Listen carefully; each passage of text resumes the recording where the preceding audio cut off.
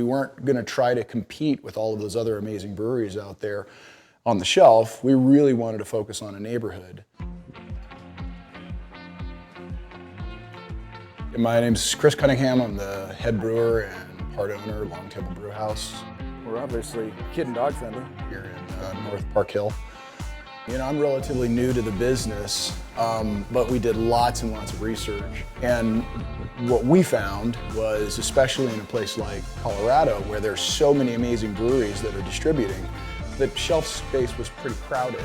So we're a 7-barrel brew house. We brew 1 to 3 times a week, depending on demand. But we serve pretty much everything out of our serving tanks. You know, we might make 300 or 400 barrels a year, and that's a sustainable model for us. You know, 10,000 barrels a year is not a ton of beer or a regional brewery that distributes. We're craft beer, but we're not trying to compete with them per se. But I mean, we didn't build our model to even try, to be honest. How's it going, man? How you doing? Yeah, good to see you. Successful future for Colorado breweries is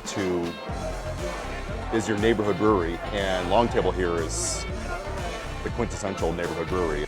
The shelves is a tough, that's a tough market. For a small brewery, you have to hope for your best in like a really good store that specializes in beer. Trying to find shelf space is really tough unless you have a really big name, really good big brand. So the entire building was actually originally covered in stucco. Like I said, it was built in the 30s, but it has sort of this 1920s Art Deco column style.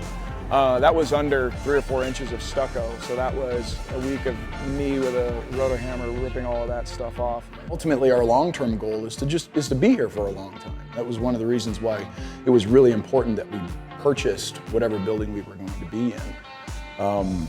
This is an amazing block. It's got a great history. There's been a lot of interesting things that were on this block, and it's changed and evolved throughout the years. But the block's always been here, and it's always been a commercial strip that served the community. We just want to continue that history of trying to be part of this area.